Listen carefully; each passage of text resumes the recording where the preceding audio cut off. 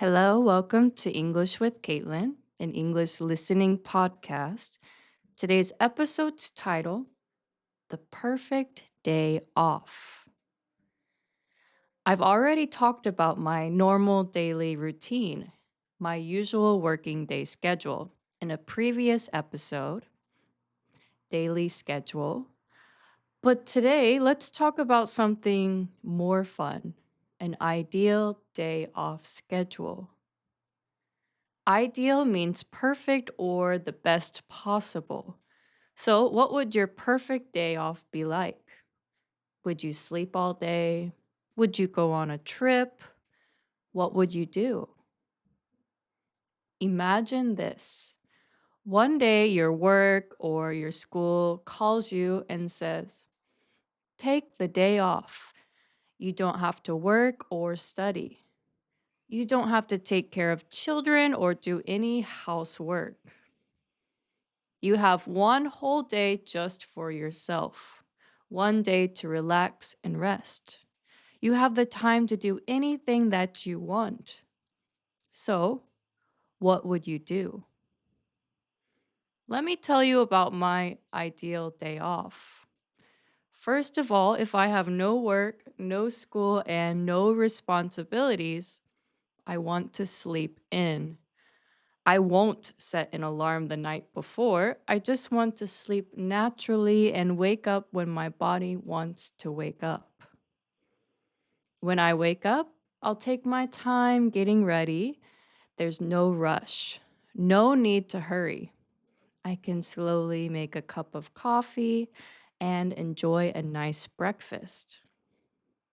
On a normal day, I eat quickly and drink my coffee while getting ready for work. But on my ideal day off, I'll sit by the window and maybe listen to some music and eat my breakfast slowly. Usually, I work out, do exercise after work, but I actually prefer to work out in the morning. During the work week, it's hard to wake up an extra 1 or 2 hours earlier to go to the gym. On a regular workday, I would need to start my workout at 5:30 a.m. to finish in time and still get to work. But my gym opens at 6 a.m., so there isn't enough time for a morning workout. That's why on my perfect day off, I finally get to enjoy a long morning workout. First, I would eat breakfast. However, I wouldn't want to exercise right after eating.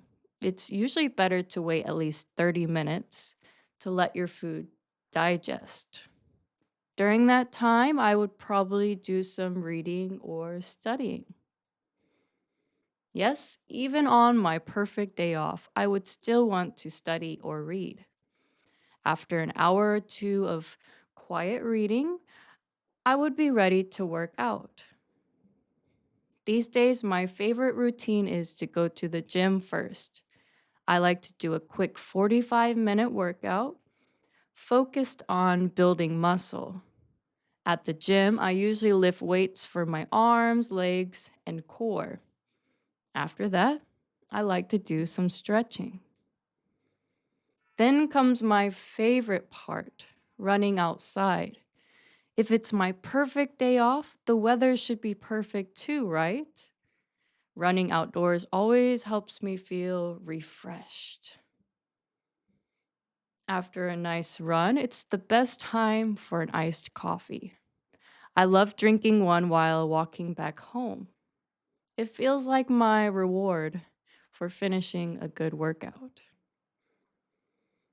I would shower once I got home, but after the shower, I kept thinking, oh, I would probably do some work or cleaning. But I realized, wait, it is my perfect day off. Should I really be working or cleaning? It's funny how our daily habits and routines, the things we do every day, become such a strong part of our lives and our thinking. Even when I was imagining my perfect day, I couldn't stop thinking about all the cleaning I should do. Even on my perfect day off, is it possible to not do any cleaning or work? Maybe if I were traveling, maybe if I were in a different city or a different country on vacation. What do you think? Let's talk about how our habits might impact a perfect day off, how they might affect a perfect day off. And let's talk about some new phrases.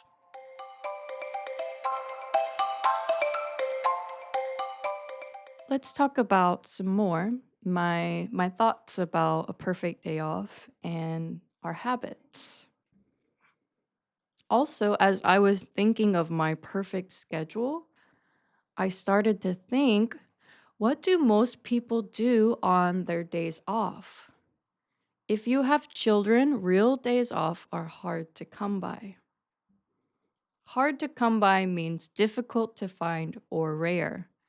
Parents often spend their free time taking care of their kids, so they don't really get a full day to rest. In this video, he says, true friends are hard to come by. This means that true, real friends are hard to find. Let's listen. True friends are hard to come by.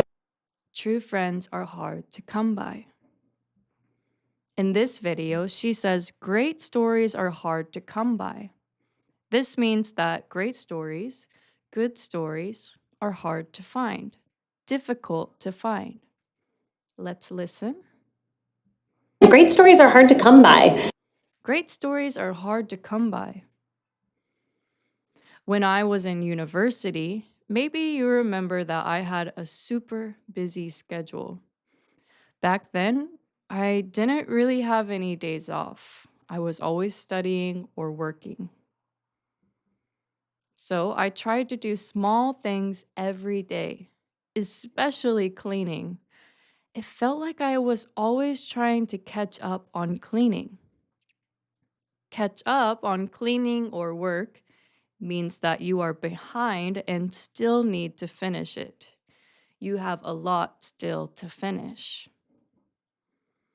Or you can also catch up with a person. This means you haven't seen them in a long time and you want to see how they've been and what's been going on in their life. Here in the video, she says, catch up on my reading. This means she is behind on her reading. She still has a lot of reading she needs to do. Let's listen. Catch up on my reading. Catch up on my reading. Next, she says in this video, it was nice to catch up. That means they haven't seen each other in a long time, and they were happy to talk again and share what's new. It's nice to catch up. It was nice to catch up. Every day I tried to catch up on my cleaning. Right before work or right after work, I would just clean as much as I could. I didn't have any days off for a cleaning day. Every day was my cleaning day. I think because of that, I still have the same habits today. Even on my days off, I feel like I should be cleaning or doing something productive. How about you? If you have a perfect day off, could you spend it by doing no work and no cleaning? Or are your daily habits too strong, like me? Leave a comment and let's talk about it. That is all for today's episode. I hope you enjoyed. I will see you for the next episode. Bye bye.